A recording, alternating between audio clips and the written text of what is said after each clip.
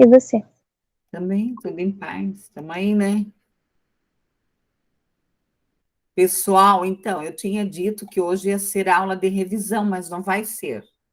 Tem mais uma aula semana que vem. Então, a aula de revisão vai ser dia 1º, porque... espera aí. Porque a prova começa dia 2. Então, eu me enganei, tá? Então, nós temos mais uma aula aí.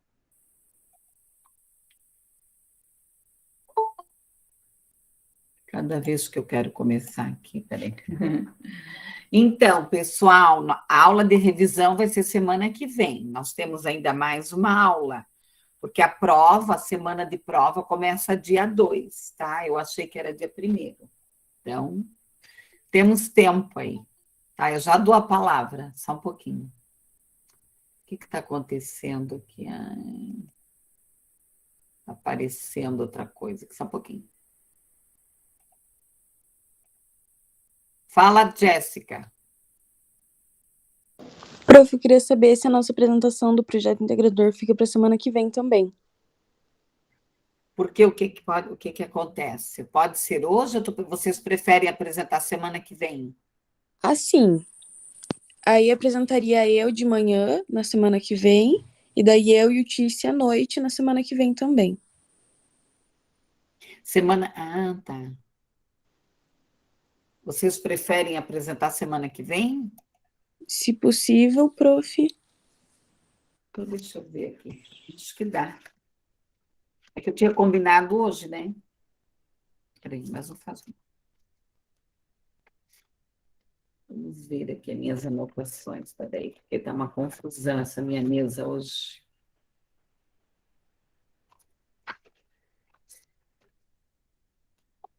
Não, tem hora que a gente não acha nada, nenhum lápis. Ah, tem um aqui. Meus lápis estão acabando. Estão tudo assim, é pequenininho. Pode ser, deixa eu ver. O que eu tenho semana que vem?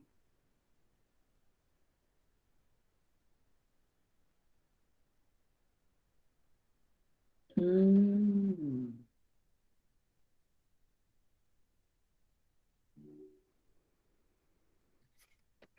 É que semana que vem à noite...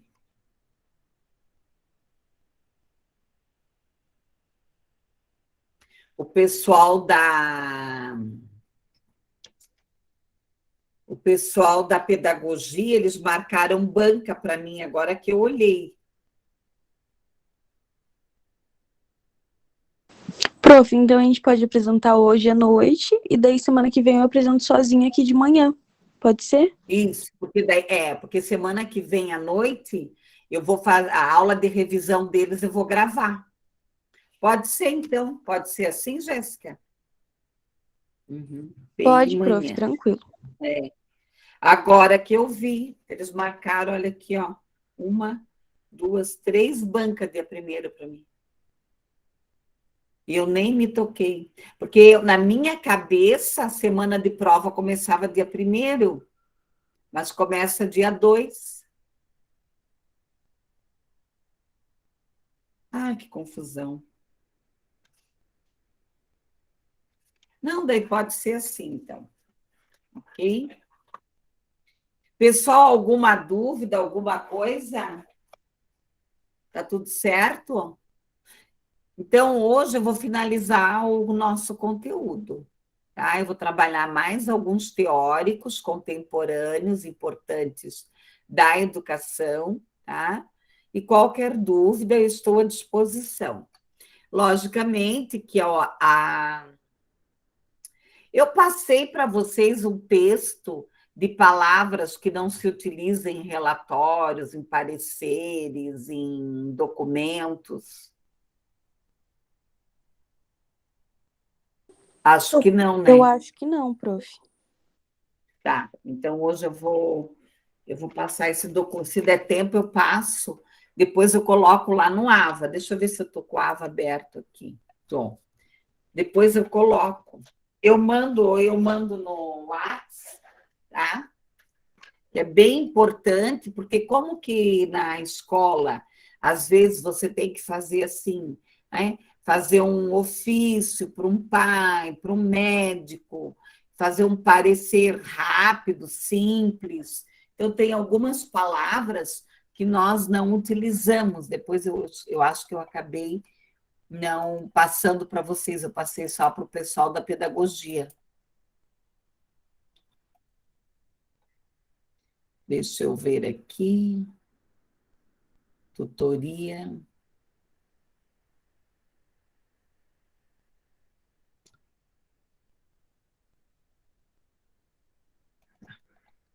Então, nós vimos lá praticamente todos os materiais, nós já discutimos sobre a criança. Pessoal, só um minuto que eu tenho que abrir a porta. Só um pouquinho.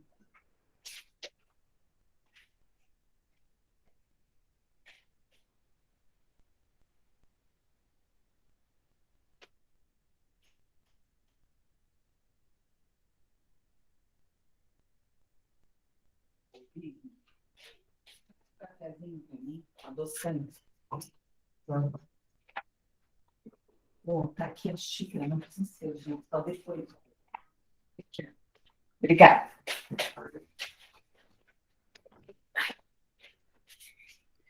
Nós já vimos lá a questão da subjetividade, nós já discutimos um pouco sobre a questão do uso da tecnologia, da indisciplina, do Paulo Freire, e hoje eu vou discutir o Bauman e o Edgar Morin, que eu acabei na última aula, não deu tempo aí de discutir com vocês. E também, deixa eu ver se ele abre aqui. Eu vou falar um pouco sobre pareceres, alguns documentos, que, claro, né, você tem a secretária na escola, né, existem as pessoas que fazem isso, mas sempre nós temos que dar uma verificada, né, nesses documentos, nesses pareceres aí, para não causar problemas, né? Então, assim, os estudiosos contemporâneos hoje, que é fundamental na área da educação, é o Paulo Freire, que nós já discutimos, a questão do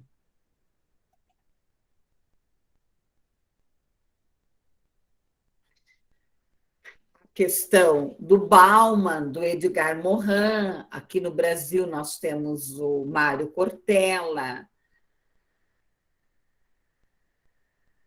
o Rubem Alves, o próprio Vasconcelos, o Cipriano, né, e tantos outros aí. Então, a questão, né, qual é o nosso papel? É isso que nós temos que terminar a nossa disciplina pensando. Qual é o nosso papel? Está gravando. Qual é o nosso papel enquanto psicólogos da educação?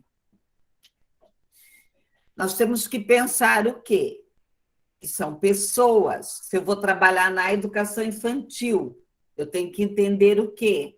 Da ABNCC infantil, do PPP, do projeto político-pedagógico, da parte de avaliação.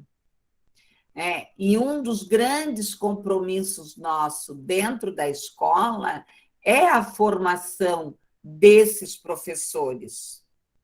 Porque, às vezes, o psicólogo escolar ele fica muito apagando incêndio, atendendo pai, atendendo família, atendendo os problemas que acontecem no dia a dia, e ele acaba não cumprindo com o seu papel, e daí não trabalhando a formação, trabalhando os problemas na raiz. Na raiz. Então, nós vamos falar um pouco dessa liquidez dessa sociedade. Então, nós vivemos num momento de liquidez. E isso traz o quê? Uma certa fragilidade, relacionada a quê? ao trabalho, às metas, os valores, o individualismo, a indiferença, os muros sociais, a superficialidade, as relações. Então, o Bauman, né, trouxe de uma maneira tão simples, tão sábia, essa questão do quê? Do descartável. E nós discutimos bastante na nossa disciplina a questão relacional, as relações na escola.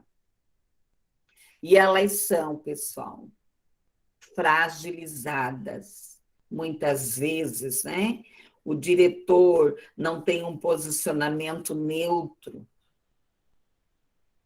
E aqui nós temos que trabalhar o quê?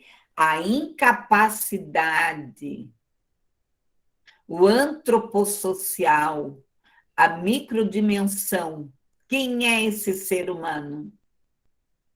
Que condição planetária que nós temos?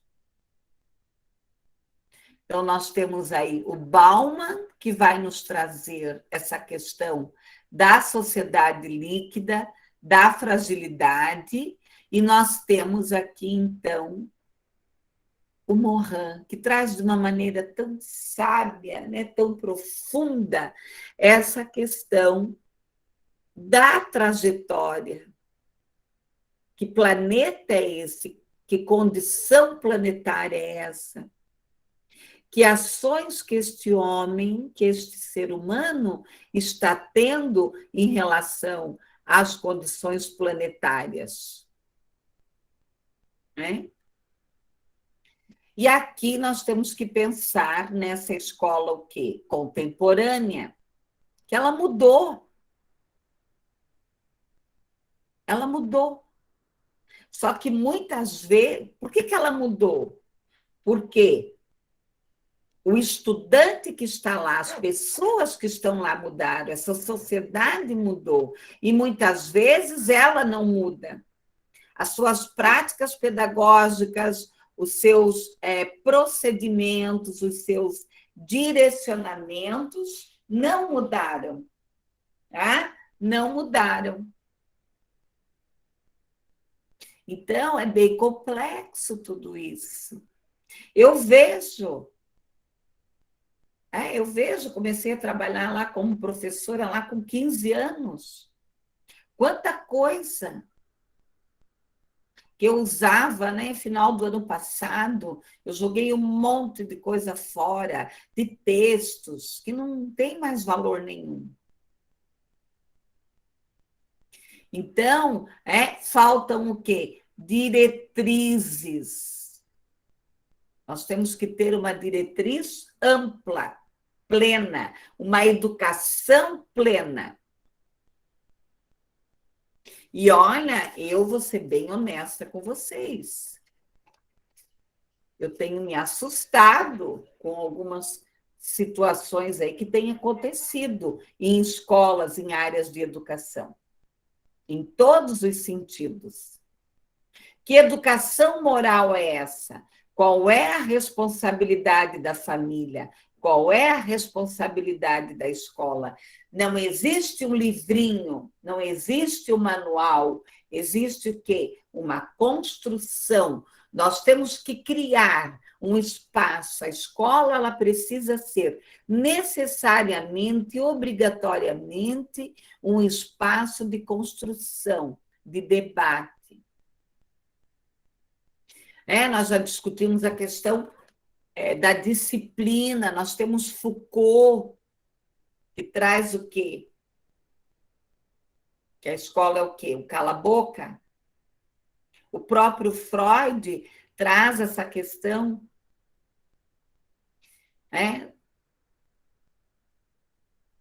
da crueldade da escola. Às vezes falta o quê? Coerência. A escola diz uma coisa e faz outra. As injustiças, a violência, o bullying que vocês trouxeram tão bem na nossa discussão. E assim, ó, como tem, né, como tem ocorrido atrocidades, né, coisas horríveis nós temos visto na imprensa, em relação à mulher, em relação às crianças, em relação ao próprio professor. Muitas vezes é dado que pouca importância para as questões morais e valores. Então, de que é constituído esse homem, esse ser humano? De um físico, de uma parte cognitiva, de uma parte afetiva, de uma parte emocional. Então, é necessário que se busque o quê? Um equilíbrio. E eu digo, o nosso papel dentro da escola, ele tem uma grande importância quando eu trabalho com a formação desses profissionais, com a capacitação. Porque a maioria tem o quê? Pedagogia. Obrigada, tá? A maioria tem o quê? Pedagogia. Mas a pedagogia, hoje, a formação pedagógica, ela vai trazer o quê? Hoje ela é muito mais reflexiva, ela tem uma proposta, levar esse professor a pensar. Gente, chega essa época, o professor tem que fazer parecer, relatório, ele não sabe fazer. Ele não sabe escrever o que é, não estou dizendo que é todos, né? Por gentileza. Aí ele não dá conta de dizer o que esse estudante sabe. Aí ele vai se bater. Ontem eu dei uma aula para as meninas da pedagogia sobre a questão da escuta. Principalmente na educação infantil. Porque lá no primeiro aninho, no segundo ano, no terceiro ano, tudo bem, você faz a prova, se ele faz, se ele não faz, se ele sabe escrever, se ele sabe ler. Agora, na educação infantil, o processo de avaliação, ele é muito mais o que você vai observar, você vai fazer a escuta atenta em relação a esse estudante. Então, nós vivemos momentos em que a sociedade, de maneira geral, e daí nós adentramos em todos os órgãos, de discutir amplamente qual é o papel da escola e qual é o nosso papel enquanto psicólogos dentro dessa escola.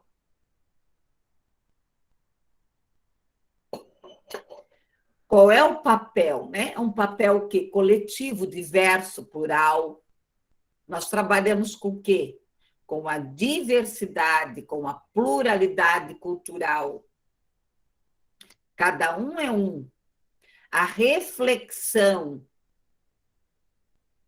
E aí nós temos muito trabalho.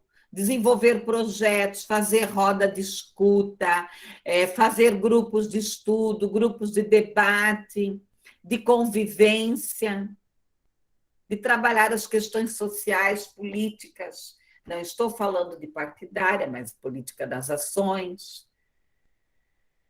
As implicações morais, éticas, o que pode, o que não pode. A usina de sentidos, trabalhar os sentidos. Eu fui muito feliz na minha época de escola. Eu participava de grêmio estudantil, de movimentos, fui para a universidade, nós tínhamos movimentos, tinha coral. Eu até no coral eu cantava, da universidade. Então tinha muita coisa. bacana, diferente, para você fazer dentro da própria universidade, tinha esporte, oferecia um monte de atividades diferenciadas. Então, o Brasil é um país o quê? Laico. Aqui eu vou trazer uma coisa muito importante, pessoal, que não dá para tampar o sol com a peneira. Uma é a questão da orientação sexual, que não dá mais para tampar o sol com a peneira. De dizer, isso não é problema da escola, isso é problema da família, daí a família, não é problema nosso, é problema da escola, e cada um fica terceirizando o problema. A orientação sexual, ela deve... Eu acho que ela entrou na aula errada, quer ver? Oi, querida, nossa aula eu acho que é amanhã. Ai, professora, desculpa. Ai, não tem problema. Então, nós temos que pensar, né, que projetos. Nós temos que pensar nessa questão da violência, nessa questão do assédio sexual, do assédio moral, da pedofilia, da orientação desses jovens, da orientação profissional, a questão das drogas, a questão da gravidez na adolescência, da violência contra a mulher, né? Hoje foi lançada uma campanha a nível nacional, nas BRs, né? Vamos ver, né? Tomara que surta efeito, né, mas... Eu penso, né, que essas campanhas, elas são importantes, mas nós precisamos também de um trabalho de base, de um trabalho de base. O Estado laico, né, a noção da posição neutra. Então, o Brasil ele tem a Lei de Diretrizes e Bases e a própria BNCC, ela deixa livre a questão do ensino religioso, ele não é obrigatório. Aqui no Paraná, também eu trouxe essa discussão para nós, tanto o município quanto o Estado, eles têm o ensino religioso. Daí trabalha-se valores, né? Trabalha-se outras questões. Então, essa questão da religião, a interferência das matérias sociopolíticas, culturais. Uma época, a Prefeitura de Curitiba ela criou um livro do ensino religioso.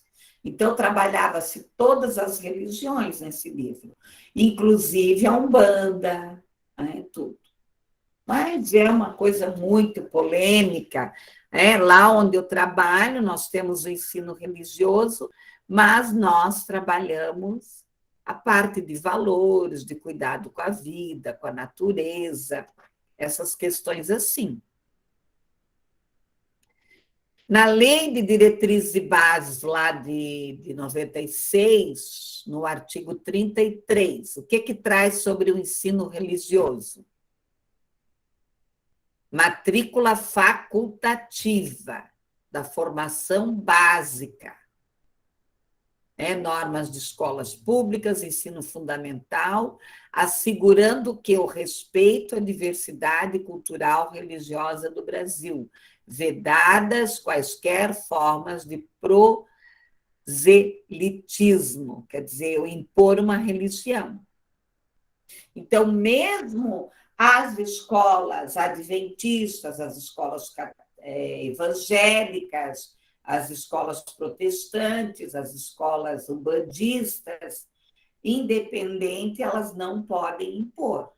Então, elas não podem impor essa questão da religião. Então, fica aí aberta essa discussão. Então, você pode ter escola da prefeitura que tem ensino religioso, você pode ir numa escola que não tem.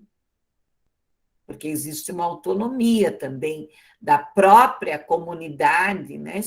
Se cria uma polêmica, vai-se para o conselho da escola, se debate e coloca lá uma outra disciplina naquela carga horária. Então, existe essa liberdade. A regulamentação, a definição, os conteúdos, né, a habilitação, a admissão dos professores, porque essa questão da religiosidade é uma questão problemática. Agora, algo que eu tenho percebido que a área da medicina tem aberto um pouco para essa discussão da crença, da espiritualização, da espiritualidade, principalmente com pacientes terminais, né, com pacientes desenganados. Tá? Mas isso aí é uma questão que nós, psicólogos, precisamos respeitar aquela pessoa que está à nossa frente. A entidade civil aqui, as denominações religiosas, a definição dos conteúdos do ensino religioso, a lei de diretrizes e bases da educação.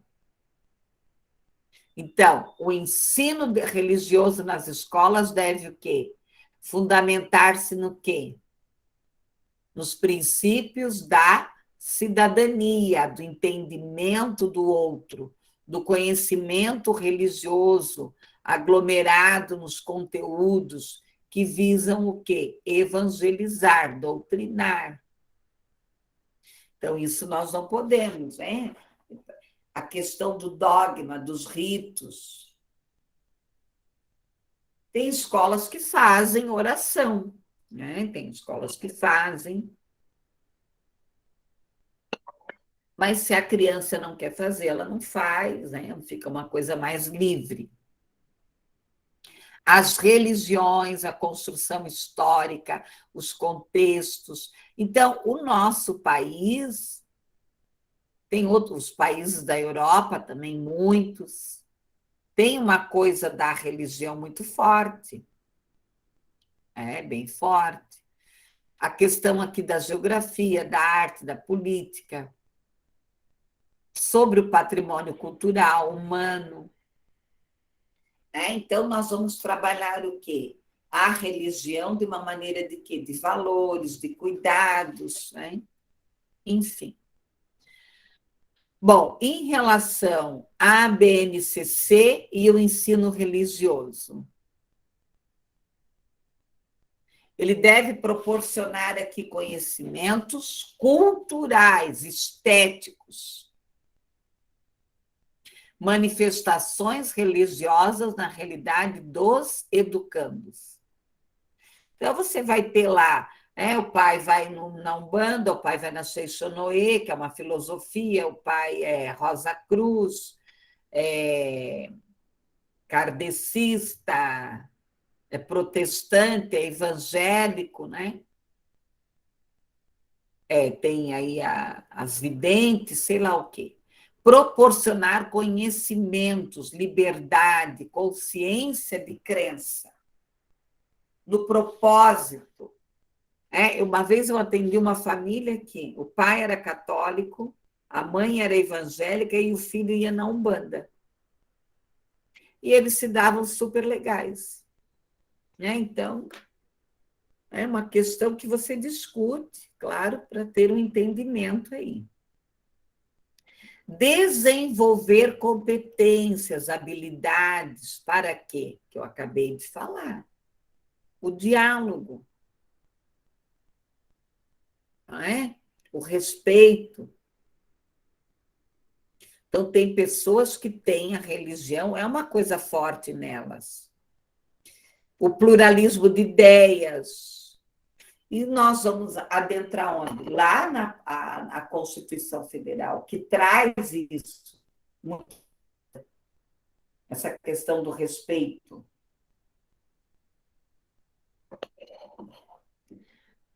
Contribuir para quê? Que construa o quê? Sentidos pessoais, a partir de quê? De valores éticos da cidadania. Então, essa é a proposta. Tem algumas pessoas que acham que o nome tinha que sair, ensino religioso. Mas aí tem que ir lá mudar a Constituição, é uma confusão. As competências específicas, conhecer aqui os aspectos estruturais das diferentes tradições, dos movimentos, da filosofia, dos pressupostos filosóficos, estéticos, éticos. Valorizar aqui, respeitar as manifestações, os saberes. Aí tem, aqui em Curitiba, a Marcha para Jesus, que vão todas as religiões. Reconhecer, cuidar de si, do outro, a questão da coletividade, da natureza, da expressão, do valor à vida. A convivência aqui com o quê? Com a crença, com os pensamentos, com as convicções, com os modos de ser, de viver. Analisar as relações entre o quê? As tradições religiosas e os campos da cultura, da política, da economia, da saúde. Problematizar o discurso, a prática, a intolerância. A questão da discriminação, trabalhar a questão da inclusão, das diferenças, dos direitos humanos. Então, você tem muitos assuntos para você trabalhar. Que você não precisa ficar discutindo, se Deus existe, se Deus não existe, se a Nossa Senhora existe, se ela não existe. E as competências gerais, que é trabalhar o quê? Exercitar o quê? A empatia, o diálogo, a resolução de conflitos, a cooperação, promovendo o quê aqui?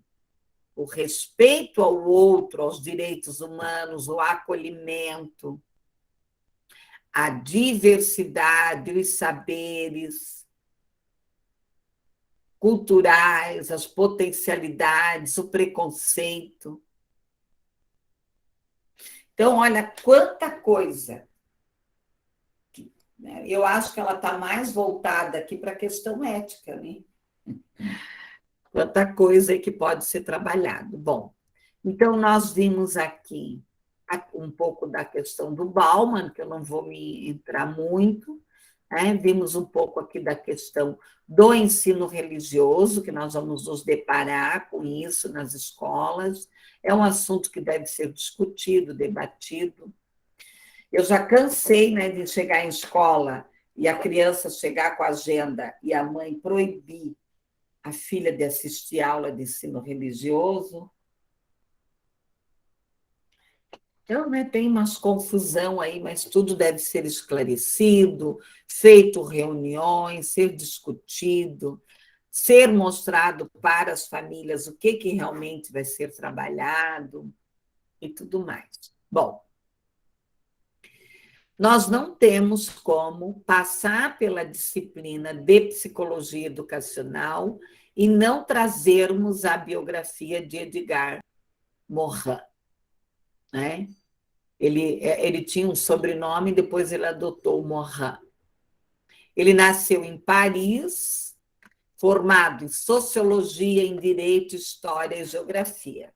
É interessante você ler a biografia dele, porque daí você entende essa preocupação que ele tem com a condição planetária, com a Terra em si. Ele fez geografia aí.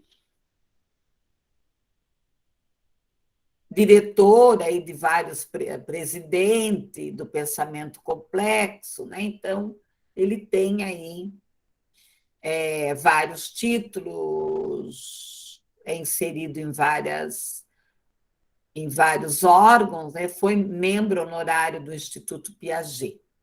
Bom, né? O que ele traz? Os 7 saberes.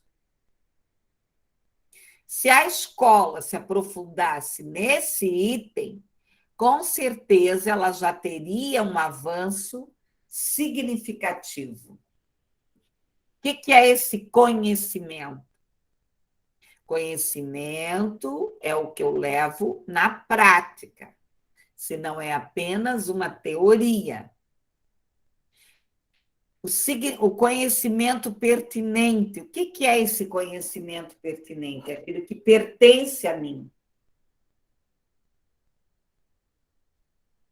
E que eu faço uso dele.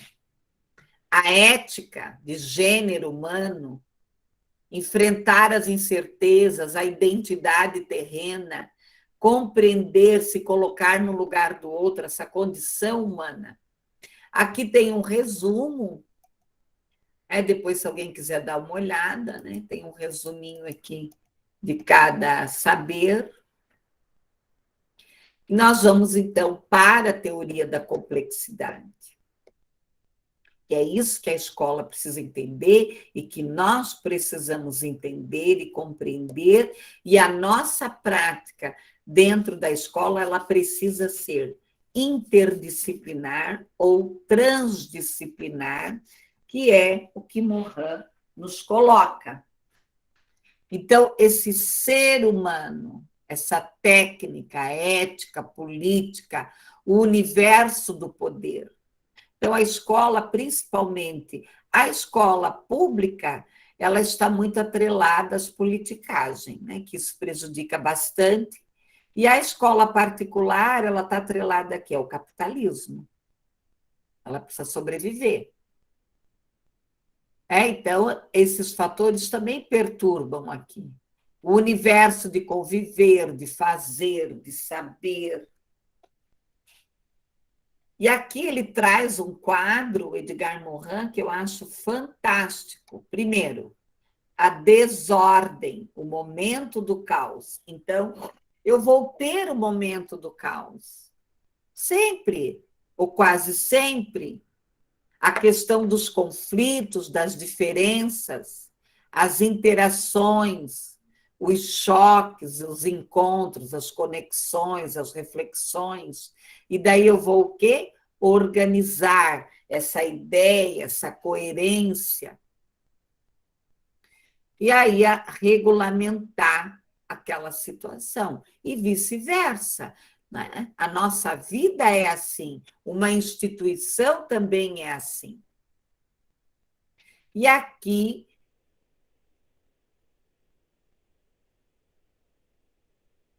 o Edgar Morin traz o quê? O pensamento complexo.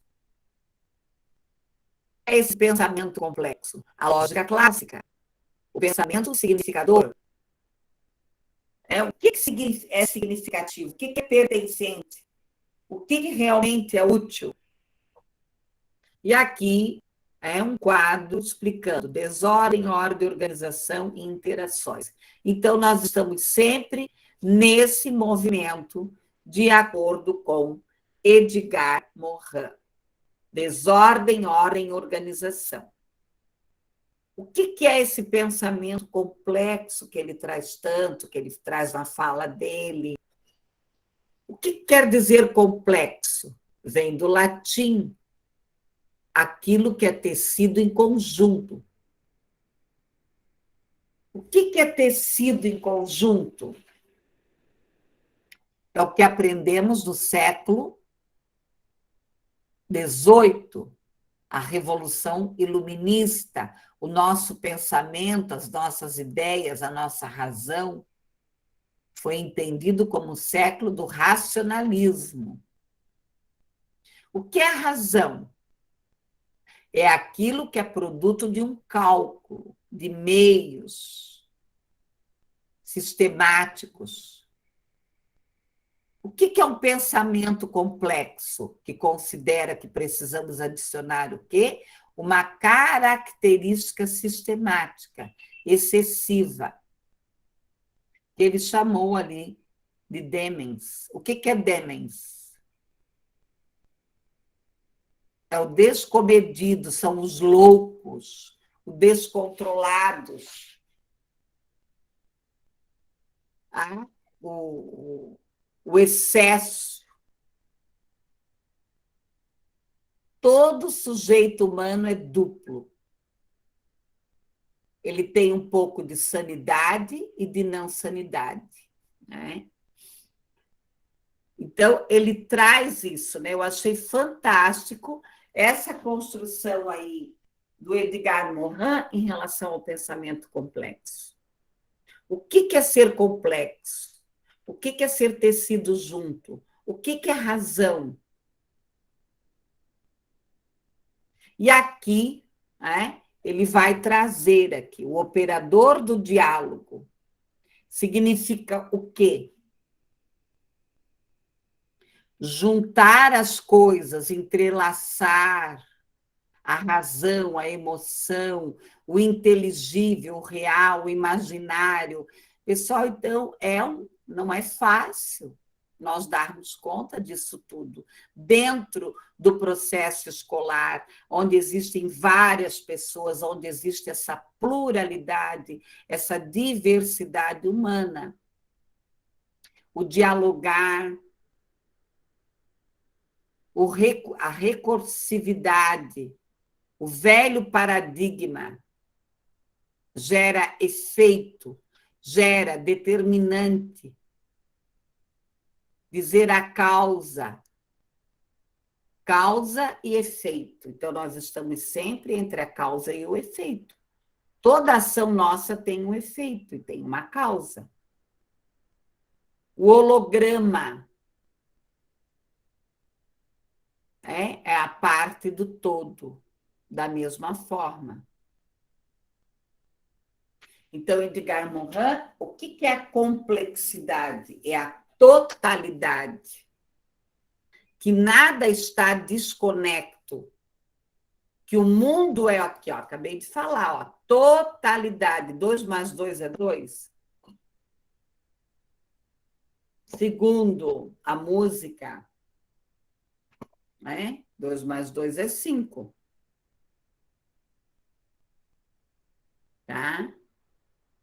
De acordo com a música lá do... Agora eu esqueci o nome do cantor, que é 2 mais 2 é 5, do Caetano Veloso, que ele canta. Então, o pensamento complexo é o quê? A totalidade, é a soma. É aberta, fechada, elas serão sempre iguais à soma das partes? O homo complexus, ele está o quê? Limitado a quê? A ciência, na literatura. Só que aí Edgar Morin traz uma coisa muito interessante, e que a escola ela tem esse espaço para trabalhar, que a ciência ela está onde? Na literatura, na poesia, nas artes, no conhecimento profundo, no romance, nos seres humanos, nas suas subjetividades, que é o que a psicologia trabalha. A psicologia vai analisar o quê? A subjetividade, as paixões, as artes, o expresso, a separação da ciência. Não tem como separar. Eu levei muito tempo para entender a teoria da complexidade de Edgar Morin. Que não dá para separar nada do nada. Tudo está dentro do tudo. A razão, o racionalismo e a racionalização. O que é a razão? É um cálculo. É o mecanismo da mente, é o cérebro. São as atividades, os seres nacionais. O que é a racionalidade? É quando adequamos meios aos fins. É sempre um esforço de adequação entre meios e fins. A racionalização é o quê? O efeito da razão. Fecha nela o quê? O saber, o nada, a parte, os imaginários, os que estão aonde? Nas artes, na literatura. Então, se você afasta tudo isso, se constrói o que? A razão. Então, o que é a razão? O que é a racionalidade e o que é a racionalização? Então, o homem vive nesse triângulo. Então, a razão é o quê? O cálculo. O que é a racionalidade? É o esforço, a adequação. O que é a racionalização? São os conjuntos imaginários. E aqui é muito interessante o tetagrama organizacional. Se você fizer uma análise da tua vida, a tua vida está dentro desse tetagrama. A sociedade está dentro desse tetagrama. Ordem, desordem, integração, reorganização. A ordem, a desordem, a reorganização. As emergências, as interações, a reorganização. Aqui tem um quadro trazendo um pouco da teoria piagetiana e o tetagrama organizacional de Morin. Piaget traz a questão da assimilação e da acomodação, né? Da assimilação e da acomodação. Quando você está lá aprendendo alguma coisa, você está assimilando, daí quando você aprende, você acomoda aquele saber e você vai em busca de outro saber. Mas nós temos aqui o tetagrama organizacional, que traz esse conceito também de Piaget, que o que acontece? Você está em desordem, você está tendendo a aprender, aí você se reorganiza, entra em ordem, integração. Tá? Esse quadro aqui eu acho fantástico. Qualquer reforma do ensino da educação deve, antes de mais nada, começar com a reforma dos educadores, das pessoas. Como que eu vou mudar um método se quem vai aplicar esse método não muda? O que significa a reforma dos educadores? É a reforma do pensamento. Então, por isso que eu coloco que o nosso papel dentro de uma escola ele é muito mais dentro da formação desses professores. Porque se eles têm competência, habilidades e atitudes, e eles vão dar conta do que é proposto a eles, você vai ter mais tempo para fazer projetos mais interessantes, mobilizar a comunidade, né? Fazer coisas com a sociedade de maneira geral. O que significa reformar o pensamento? Reaprender a pensar, religar,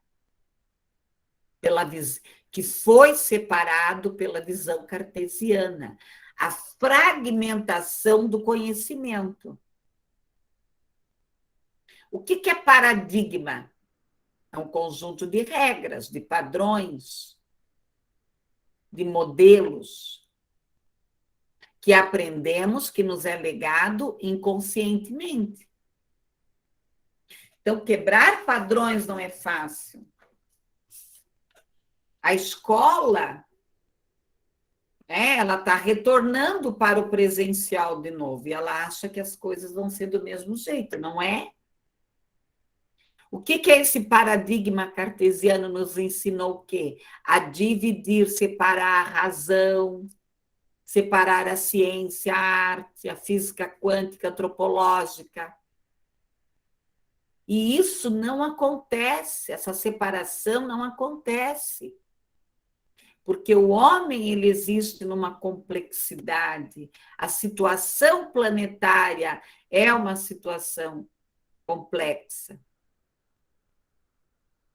Aí Edgar Morin vai além da interdisciplinariedade. O que é essa interdisciplinariedade? É o diálogo entre as ciências. Porque eu às vezes, eu me assusto, né, com os estudantes que adentram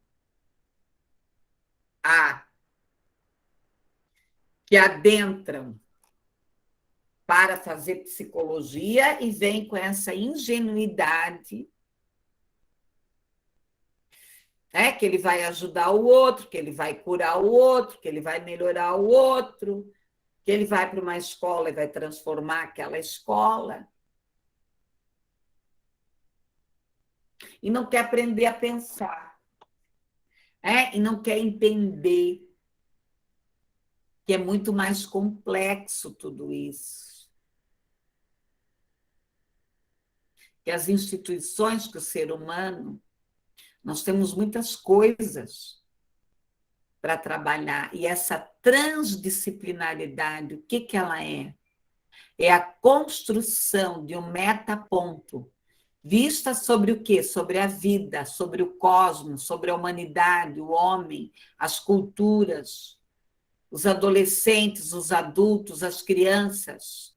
É o todo, é a interação, o movimento, o processo, a parceria, o contexto, a rede, a conexão, a teia, as relações, a produção,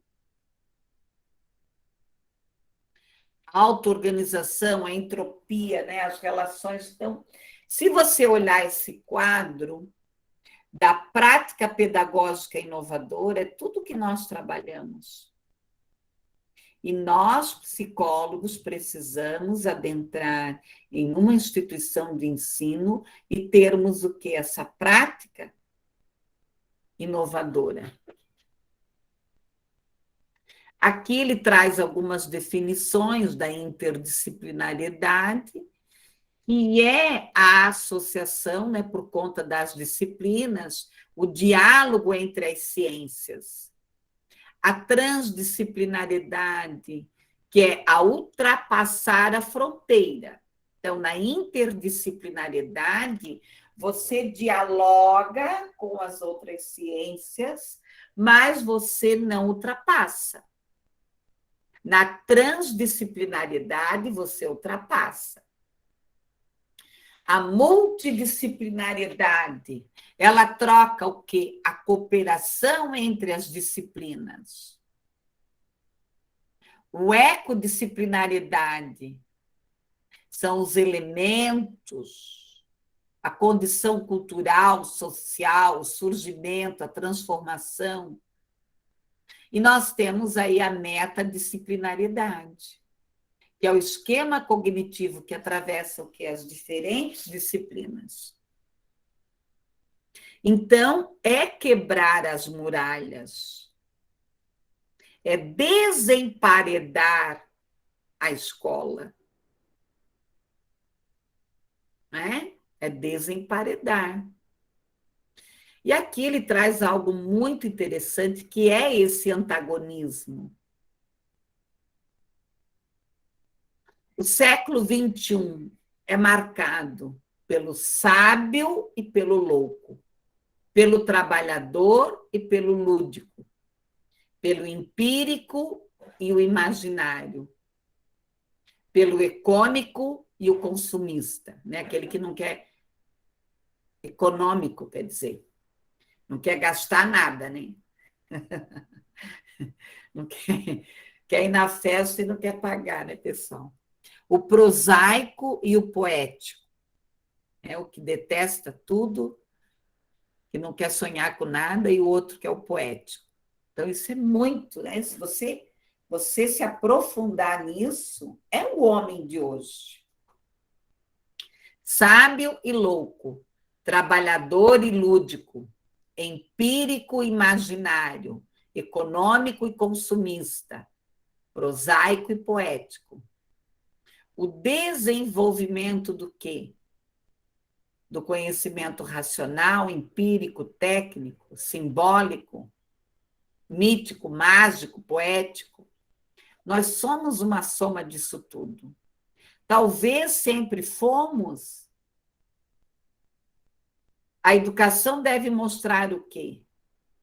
Um mundo multifacetado, um homem multifacetado, um destino social o quê? Individual, mas que também acontece aonde? Num coletivo, entrelaçados, inseparáveis. E aqui nós temos, então, a bibliografia. Pessoal, alguma dúvida até aqui? A princípio, não, prof. Tá, então, eu vou falar um pouquinho sobre o parecer. Eu vou passar um documento para vocês, depois eu coloco lá.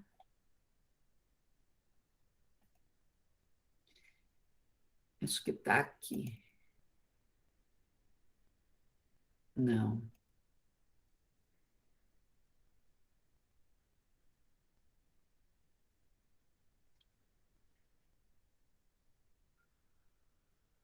É roteiro, tá? Então, assim, isso é até para vocês, né? Para o dia a dia de vocês. Depois eu coloco lá no AVA.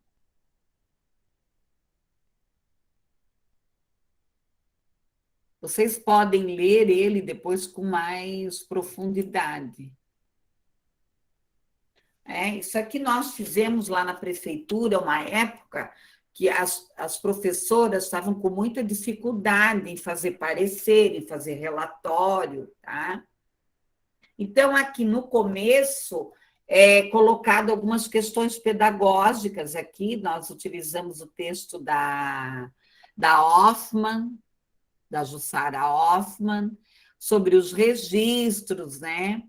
Então, para elaborar um parecer é preciso prestar atenção nas especificidades de cada estudante, reunir o máximo de informações, considerar os instrumentos de avaliação, priorizar as produções aqui do estudante, priorizar o que ele sabe fazer, vincular, né, as dificuldades dele, mas de uma forma sutil. Levar em conta o destinatário, utilizar uma linguagem clara, simples, precisa, considerar aqui o caráter, a observação, as palavras diminutivas, evitar expressões amplas, contradições, de repente, você pega um parecer lá assim, ó. Eu já peguei, tá? Eu já peguei um parecer assim. O estudante conhece todas as cores. Daí lá embaixo, o estudante só conhece verde e amarelo. Então tem que cuidar. Ser coerente. Por isso é que quando sai algum documento da escola, é muito importante que o setor pedagógico leia antes, o psicólogo. Aí o pai anda para cima e para baixo, né, com aqueles pareceres lá. Considerando o aspecto cognitivo, o que foi bom, o que não foi, o que ele avançou, quais são as dificuldades, mas sem ser cruel, o que ele constrói. Né? Então, isso aqui são mais questões pedagógicas, né, do professor e do pedagogo. Aqui a questão da convivência, dos aspectos sociais, se ele ajuda nas regras, né? Se ele trabalha em grupo. Lembrar que o parecer é um documento oficial, deve ser colocado questões positivas, sempre escrever na terceira pessoa, ter um texto claro e objetivo, concordância verbal e pontual, definitivas, coerente aqui. E aqui é que eu acho é bem bacana aqui, algumas palavras que às vezes vocês utilizam e não podem. Por exemplo, o estudante não sabe, o estudante ainda não, a definição está em processo, não tem limites. Não, ele tem dificuldades, né, em cumprir o combinado, ele é nervoso, ele tem costume de roubar, eu já peguei relatório com isso, gente. É agressivo, é bagunceiro, relaxado, não sabe, é largado, opa, é desobediente, é apático, distraído, é mentiroso, é fofoqueiro, é chicletes, é dissimulado. Gente, falar que uma criança é dissimulada. Preguiçoso, eu já falei, preguiçoso somos nós. Mimado, deprimido, isolado, antissocial, tagarela, tem boca suja, fala palavrão, possui distúrbio de comportamento, é egoísta, quando não escrevem lá que tem autismo. Tá? Então, é bem importante, dentro da escola também. Lógico, existe o secretário, existe o diretor, existem essas pessoas que olham os documentos. Né? Lá onde eu trabalho, a nossa gestora ela é bem criteriosa, ela corrige tudo que nós escrevemos, então isso é muito importante. São documentos, são pareceres que rolam, que às vezes vai o nosso nome, né? Nós assinamos também. Então, complica. Né? Pessoal, alguma dúvida, alguma questão? Está tudo certo? Está todo mundo com a corda no pescoço, né, pessoal? Cheio de coisa para fazer, né? Nossa, prof, sim, parece que os dias eles não rendem mais. Eu já tô, é verdade, eu estou acordada desde as 4. Desde as 4. Aí eu ajeito um pouco a casa, eu lavo roupa.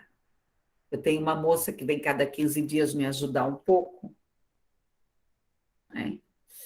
E assim, né? E a escola está pegando fogo, né? Porque nós já começamos 100% presencial. Então, é, né, um final de ano atípico, né, pessoal? Eu estou com o pé dentro e um fora, sei lá para onde é que eu vou. Mas então tá bom, pessoal, muito obrigada. Semana que vem vocês apresentam o PI e eu faço a revisão da prova, tá bom? Então tá bem, prof, até de noite, porque de noite eu vou te ver de novo, né? Ah, então, você gosta da minha aula, hein, Jéssica? Pois é, prof, faz jornada dupla na sua aula. Não, como é que é? Como é que é? Eu te aturo, professora. Não, eu adoro sua aula mesmo. Sério, Jéssica? Ainda Sim. bem, né? Tá bom, pessoal? Tchau, queridos. Tchau, meus amores. Até. Tchau, prof. Eu tenho que ir lá para. Eu já tenho que puxar o carro daqui a pouco. Ih, tá difícil hoje.